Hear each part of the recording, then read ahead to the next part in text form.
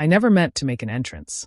I just wanted to attend my sister's wedding quietly, wearing the only dress I could afford, a soft, cream-colored one I'd found on clearance for $40. I'd hemmed it myself, pressed it the night before, and prayed it wouldn't look as cheap as it felt. The day of her wedding was warm, the kind of brightness that makes everything look harsher. The flowers, the champagne flutes, the designer gowns shimmering like they belonged in a magazine. I parked my car at the far end of the venue lot, watching guests step out of sleek black cars in tailored suits and glittering dresses. And there I was, clutching a second-hand clutch and telling myself it didn't matter. It was her day. It wasn't about me. But then again, with my sister Lily, it was always about comparisons. We grew up under the same roof, in a small house that smelled like Mom's lavender detergent and Dad's aftershave. Lily was the golden child, beautiful, confident, magnetic. She could walk into a room and own it, even when we were kids. I was the quiet one, the helper, the background. It didn't bother me, at least, not until she made it clear it should. When she got engaged, she called me sobbing tears of joy. "He's perfect," she said. "You'll love him. He runs his own firm, contracts, logistics, all that big corporate stuff." I congratulated her. I really was happy for her. But somewhere deep down, I felt that familiar tug, that reminder that she'd gotten there first again. So when her invitation arrived, engraved in gold foil, with a little note handwritten at the bottom, "Can't wait to see what you wear," I knew it wasn't just excitement. It was challenge disguised as sweetness. The reception was already in full swing when I walked in. The chandelier light shimmered across polished marble floors. A live band played something soft and expensive sounding. I spotted Lily near the center of the room, radiant in her custom gown, lace, pearls, and satin cascading like a waterfall. She looked perfect, and when she saw me, her smile froze for half a second. That was all it took. "Oh my God, you actually wore that?" she said, loud enough for the bridesmaids nearby to hear. Their laughter came quick and sharp. I forced a smile. "Yeah, I like it." "It's cute," she said, her voice dripping with amusement. "Kind of retro. Very vintage thrift store chic." "It was on sale," I said honestly. She raised an eyebrow. "Of course it was." Then she laughed again, tossed her hair, and turned to greet another guest, leaving me standing there with my champagne glass and a smile that felt like it was cracking. I found a quiet corner by the dessert table and tried to blend into the wallpaper. That's when I saw her husband Mark making his rounds, tall, confident, with that easy charm of someone who'd been told yes his whole life. He shook hands with every investor in the room like the wedding was another networking event. When he reached me, his polite smile flickered. "Oh, you must be Lily's sister." "I am," I said, extending my hand. "Congratulations." "Thanks," he said, shaking it once, quick and distracted. His eyes flicked to my dress. "Did Lily pick that for you?" "No," I said. "I picked it myself." He chuckled softly.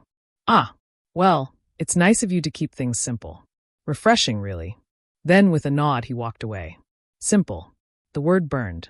I left early, before the last dance, slipping out unnoticed.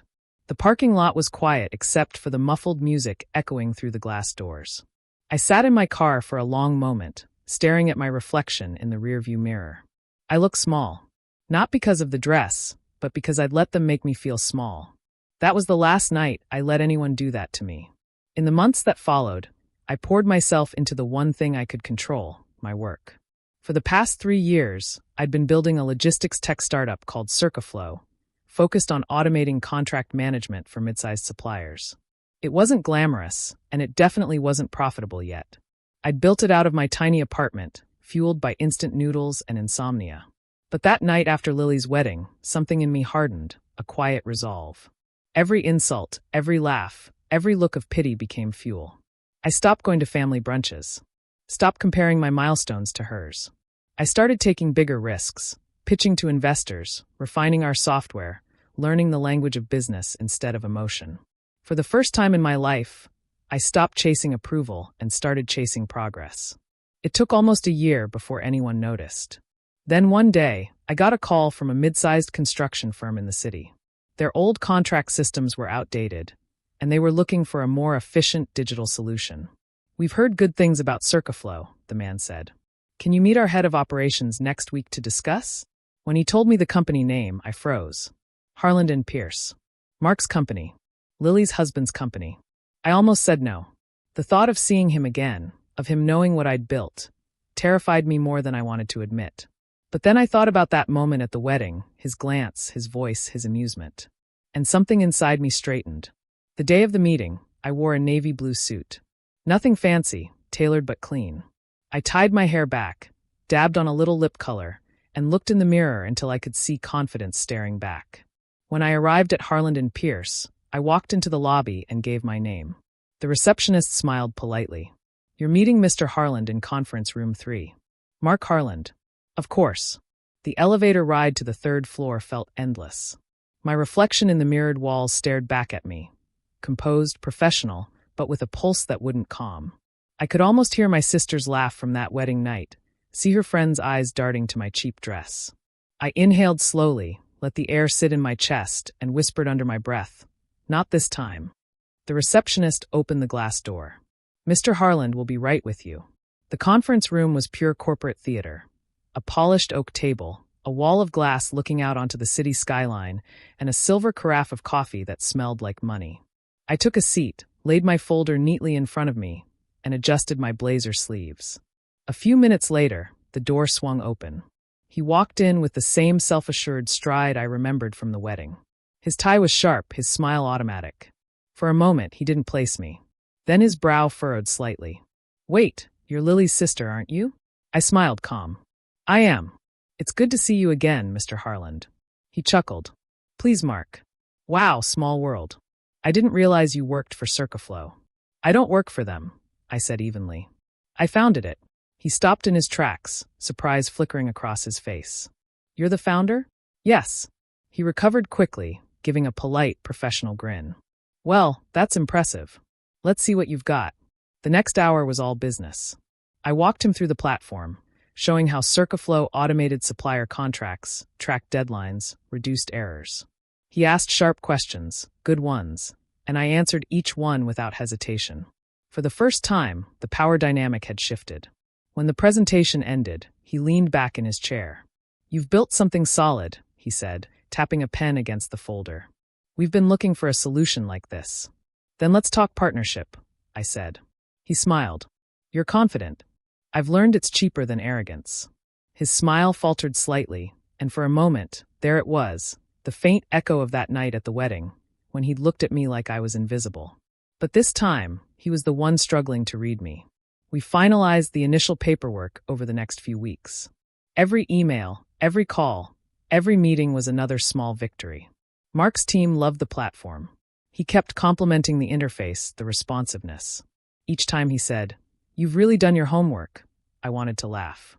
If only he knew how many nights I'd spent coding until dawn, fueled by coffee and the memory of people like him.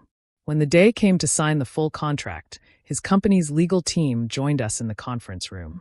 I watched as Mark read through the final page, pen poised over the signature line. "This partnership should help us cut costs across departments," he said, looking up at me. "Good timing, too. My wife will be thrilled to hear we're partnering with an innovative local firm." I smiled politely. "Tell her I said hello." He didn't catch the subtext. He signed his name with a flourish, handed me the pen, and shook my hand firmly. "Here's to a strong partnership, Ms. Cartwright." "Absolutely," I said. "And please call me Emily." The handshake lasted only a second, but it carried 3 years of history. The man who once smirked at my clearance rack dress had just signed a deal that would put my company's logo on every contract his firm processed. I walked out of the building that day into the sunlight, the city humming around me. I didn't feel triumphant exactly, just steady. I'd spent years trying to prove I belonged. Now I didn't need proof. I had the contract. 2 weeks later, I got the invitation. Dinner at Lily and Mark's new house. Just a little family get-together, she'd written in her looping handwriting. The message ended with a postscript. "Wear something nice. Mark's business partners might stop by." I stared at the text for a long moment. The old me would have made an excuse. But not this time. I smiled, typed back. I wouldn't miss it. Their house was as grand as expected. A glass and marble monument to success, perched on a hill overlooking the city. I arrived in a sleek black dress, understated but elegant. Not designer, not loud. Just enough to look like someone who didn't need to prove she belonged anywhere. When Lily opened the door, her eyes flicked up and down, measuring. "You look different," she said. "I am," I replied. The living room was full of people. Laughter, wine glasses clinking, soft jazz humming in the background. Mark stood near the fireplace, talking to a small group of men in suits. When he saw me, he smiled warmly, crossing the room. "Emily, glad you could make it. Everyone, this is Emily Cartwright, the founder of Circaflow. We just partnered with her company last month." The room murmured in recognition. One of the guests, clearly another executive, extended his hand. "Ah, the contract innovation firm. I've heard about you. Impressive growth." Lily blinked, caught off guard. "Wait, Circaflow? Your company?" I turned toward her, smiling. "Yes. Mark's firm just signed a major contract with us." "Didn't he tell you?" Mark coughed softly. "I might have mentioned it." The silence that followed was delicious. For once, her practiced smile faltered. "Oh," she said finally, reaching for her wine. "Well, small world." Dinner was a masterclass in quiet vindication. Mark couldn't stop talking about Circaflow's impact, praising my company's efficiency. Each compliment landed like poetic justice, spoken directly in front of the woman who'd once mocked me for wearing a $40 dress. At one point, one of the guests joked, "Sounds like your wife's sister's company might be saving you more than your finance department ever could." The table laughed. Lily didn't. Later, as guests began to leave, she followed me out to the garden, her heels crunching softly on the stone path. The night air was cool, the city lights glowing below. "I didn't know," she said quietly. "I know." She hesitated. "You've done well for yourself." "Thanks," I said. I guess I underestimated you." I turned toward her, my voice steady. "You didn't underestimate me, Lily. You measured me with your own ruler, and it wasn't built for what I was becoming." She looked down, biting her lip. "You always were good with words." I smiled faintly. "No, I just stopped using them to defend myself." For a long moment, neither of us spoke. The tension between us softened into something almost tender. Then she said, "You really wore a $40 dress to my wedding?" "Yes," I said.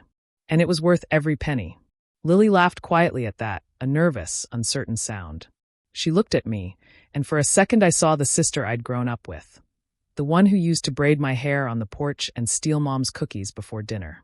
But just as quickly, the old distance slipped back into her expression. "I didn't mean to embarrass you," she said finally. "It was just you know how I am." "Yes," I said softly. "I do." She looked away, her diamond earrings catching the garden lights. "I guess I've always been like Dad," she said. "I measure everything by presentation. The house, the clothes, the image. It's what people notice." "And what do you notice, Lily?" Her eyes flicked back to mine. "That you don't seem to care anymore." I smiled faintly. "That's the trick. I stopped letting other people decide what should matter to me." She sighed. "You make it sound so easy." "It wasn't," I said. "It took a long time to realize validation isn't love."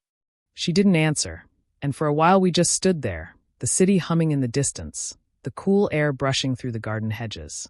Then she whispered, "You really did build all of this yourself?" "Yes. Every sleepless night, every rejection, every time someone said I wasn't enough, it all built this." She swallowed. "And Mark never even realized who you were to him until after he signed the deal?" I smiled a little. "Guess not." Her laughter was small, genuine this time. "He's going to hate how poetic that sounds when he finally connects the dots." I laughed too, softly. Poetic justice has a funny way of showing up when you stop chasing it. I drove home that night with the windows rolled down, the scent of night-blooming jasmine drifting through the air. My chest felt light, the kind of lightness that comes after years of carrying too much. I didn't need revenge anymore. I had peace, and the irony of the situation was enough of both. Still, the next morning, my phone buzzed with a text from Lily. "Breakfast tomorrow? My treat." I stared at it, half smiling. The last time we'd shared a meal had been before her engagement, before the wedding, before the distance, before the $40 dress had become a metaphor for everything unspoken between us. I typed back, "Sure." The cafe she chose was downtown, one of those chic places with exposed brick walls and plants hanging from the ceiling. When I walked in, she was already there, sipping an oat milk latte. She looked different, less polished, somehow softer. Her makeup lighter, her smile quieter. "I ordered you coffee," she said, sliding the cup toward me. "Still black, right? You remembered." "I remember everything," she said. Then, after a pause, "I was awful to you." I blinked. Lily wasn't one to admit fault. Apologies were foreign currency in her vocabulary. She took a breath. I don't know why I treated you that way. Maybe I thought I needed to stay ahead of you. Maybe I was jealous before I even knew there was something to be jealous of. I let her words hang there. You don't have to explain. But I do, she said quickly. Because you showed me what real work looks like. You built something while I was busy performing success. And I don't even know if I like who I've been. I looked at her carefully. That's not something you have to decide today. She smiled, a little sad. You always sound like Mom when you say things like that. I laughed softly. Someone had to. We talked for hours, about childhood, about Dad, about how we'd both spent years trying to be seen in a family that measured love by achievement. She admitted she'd felt pressure to marry someone like Mark because it looked right. Does it feel right? I asked. She didn't answer at first. He's ambitious like me, she said finally. But maybe that's the problem. I wanted to ask more, but she waved her hand, changing the subject. Anyway, I'm proud of you, Em. I really am. It was the first time she'd ever said that out loud. Later that week, Circaflow received a notification from Harland and Pierce. They wanted to expand the contract, integrating our system into 2 more departments. Financially, it was the biggest deal yet, enough to double our revenue projection for the year. When I called to confirm the expansion, Mark answered personally. You've outdone yourself, he said. Everyone's talking about the software, our legal team especially. You've made my people's lives easier. That's the goal, I said simply. There was a pause on the line. You know, he said slowly, Lily told me the other night about your company. I didn't realize you'd built it from scratch. You've come a long way since the wedding. I smiled to myself. I guess we both have. He laughed, a little awkwardly. Yeah, Lily says she owes you an apology. She already gave it, I said. Well, he said, for what it's worth, you've earned my respect. Respect is nice, I said lightly. But signatures are better. He laughed, and when I hung up, I couldn't help but smile. A few months later, Circaflow was featured in a local business magazine. From Family Feud to Female Founder, how one woman built success from scratch. They called it a story of resilience. I called it closure. When the printed copy arrived, I flipped through it, my heart tightening as I saw my name on the cover. At the very end of the article, they'd asked me one question. What advice would you give someone who feels underestimated? I'd answered simply, let them underestimate you. There's nothing louder than quiet success. That weekend, Lily came by my office. She wandered around, touching the sleek furniture, the wall of team photos, the glass door etched with Circaflow in bold letters. You built all this, she said softly. Yeah. She turned to me, eyes shining. You know, I used to think your $40 dress was embarrassing. Now I realize it was the bravest thing you could have worn. You showed up when you didn't have to, when everyone expected you not to. That's strength.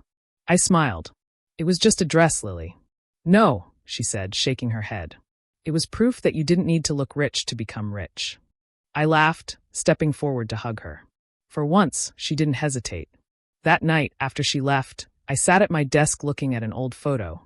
Me and Lily as kids, both wearing dresses Mom had sewn by hand. We were smiling, carefree, before pride and comparison had grown between us. I placed the photo under the glass of my desk, a quiet reminder of where we began. Sometimes the people who mock you are just the ones who don't yet understand the weight of their own insecurities. And sometimes life has a way of teaching humility better than any confrontation could. Months passed. The air around my life changed, lighter, clearer, like I had finally stepped out of someone else's story. Circaflow continued to grow, our small team turning into a bustling company. Every new project felt like another stitch in a life I had finally tailored to fit me. Lily started visiting more often. She'd drop by my office with coffee or send small texts. Proud of you today, or your name came up in an interview I watched. Amazing. It was strange at first, this version of her that wasn't dripping with subtle competition. The tension that had always hummed between us had softened into something unfamiliar, but welcome. Mutual respect. One afternoon, she stopped by after one of her charity events. She looked radiant, not in the flawless way she always used to, but in the peaceful way that comes when you stop performing. You know, she said, setting down her designer tote, Mark's been talking about stepping away from the company for a while. He's been impressed by how Circaflow's handled the rollout. Says you've made him see business differently. I smiled. He's been good to work with. Focused. She grinned. Focused, but maybe humbled too. You've been good for him. I raised an eyebrow. You mean good for his ego? She laughed, genuinely. Something like that. Then her expression grew thoughtful. We've been going through counseling, actually. Trying to, I don't know, find a middle ground between ambition and peace. I nodded. That's not easy. No, she said softly. But it's worth trying. She looked around my office again, at the awards, the photos, the hum of my team behind the glass. You made something beautiful, Em. Not just the company, this calm you carry now. I envy it. I smiled faintly. It wasn't calm that got me here. It was chaos. But I learned how to make peace with it. Later that week, Circaflow hosted a networking gala to celebrate our 3-year milestone. The event was held at a renovated warehouse downtown, modern lights, lush greenery, a string quartet in the corner. Our clients, investors, and partners gathered to celebrate what we'd built together. I moved through the crowd, shaking hands, exchanging smiles, every now and then catching glimpses of my past and their questions. How did you get started? What was the hardest part? Did you always know it would work? I never told them about the $40 dress. I didn't need to. It was stitched into every decision I'd ever made. Toward the end of the evening, Mark and Lily arrived. They looked different together. Quieter. Maybe more real. He walked up, shaking my hand warmly. Congratulations again, Emily. This is impressive work. Thank you, I said. I'm glad you could come. He smiled, glancing around. You know, my firm's quarterly numbers came in yesterday. The Circaflow integration cut our administrative errors by almost half. You've saved us a fortune. That's good to hear. Lily appeared beside him, looping her arm through his. She saves everyone, apparently, she said playfully. Including me. Mark laughed. Your sister's something else. Lily looked at me then, and there wasn't pride or jealousy in her eyes, just quiet admiration. After they left, I stood by the large window overlooking the city, holding a glass of sparkling water, watching the lights blink in the distance. My reflection looked back, older, wiser, softer. There was a time when I'd have wanted everyone to see what I'd become. Now, I just wanted to keep building, quietly, purposefully. Success had stopped being a weapon. It had become a language of self-respect. A few weeks later, I visited my parents' house for Sunday dinner. Mom was in the kitchen humming, Dad was reading the paper, and Lily was already there, setting the table. She smiled when she saw me. Hey, she said. Guess what? I wore a dress from the same boutique that sold yours, the $40 one. I laughed. Did you pay $40? $50, she said proudly. But it's the principle that counts. Mom peeked around the corner. What are you two laughing about? Nothing, we said together, giggling like children. For the first time in years, dinner felt like home again. Not a battlefield of comparisons, just shared stories, laughter, and small moments that didn't need to prove anything. That night, after I drove home, I sat at my kitchen table and opened my laptop. There was an email waiting for me from a young woman who'd read about Circaflow in a magazine. She wrote, Hi, Emily. I don't know if you'll see this, but I wanted to say thank you. I've been trying to start my own business, and everyone keeps telling me I'm wasting my time. Your story made me believe it's possible. Even the part about the $40 dress, it gave me hope. I guess sometimes being underestimated is a gift. I smiled as I read it, my eyes stinging slightly. Maybe that was the real reason we go through what we do. Not just to rise, but to leave markers along the path for those who will come after. A few months later, Circaflow was invited to a national business summit. I was scheduled to give a keynote speech about leadership and resilience. The audience filled the auditorium. Young entrepreneurs, investors, students, dreamers. When it was time, I stepped up to the podium. The lights were warm on my face, the microphone humming faintly. When I first started, I didn't have much, just an idea, a secondhand laptop, and a dress I bought for $40. I wore it to my sister's wedding, and that night someone laughed. I don't blame them. I looked small. But what they didn't see was that I was already building something bigger.